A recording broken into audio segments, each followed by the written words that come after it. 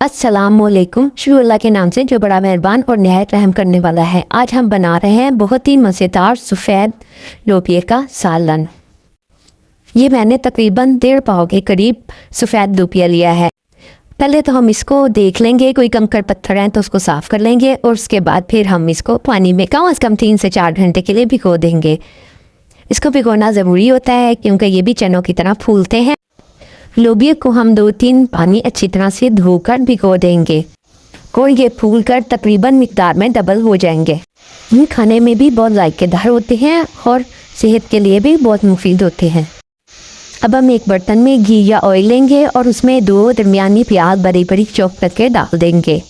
अब प्याज को हमने थोड़ा सा कलर देना है, यानी लाइट सा गोल्डन ब्राउन कलर हो जाएगा तो उसके बाद फिर हम इसमें पिसा हुआ लहसुन अदरक शामिल कर देंगे। इसको हल्का सा भून लेंगे ताकि लहसुन अदरक का कच्चापन ख़त्म हो जाए। उसके बाद फिर 2 दरमियाने टमाटर काट कर इसमें शामिल कर देंगे। फिर इसमें 1 चम्मच सुर्ख पिसी हुई मिर्च शामिल करेंगे। फिर इसमें आधी छोटी चम्मच पिसी हुई हल्दी शामिल करेंगे। फिर इसमें 2 चम्मच नमक या फिर हस्बे जायका नमक शामिल करेंगे। फिर इसमें 1 चम्मच सूखा जीरा शामिल करेंगे। फिर इसमें 2 चम्मच पिसा हुआ धनिया शामिल करेंगे। अब तमाम मसालों को थोड़ा सा मिक्स करके इसमें थोड़ा सा पानी डालकर ढककर पकाएंगे ताकि टमाटर और प्याज खूब अच्छे से गल जाएं और स्मूथ सी ग्रेवी तैयार हो जाए।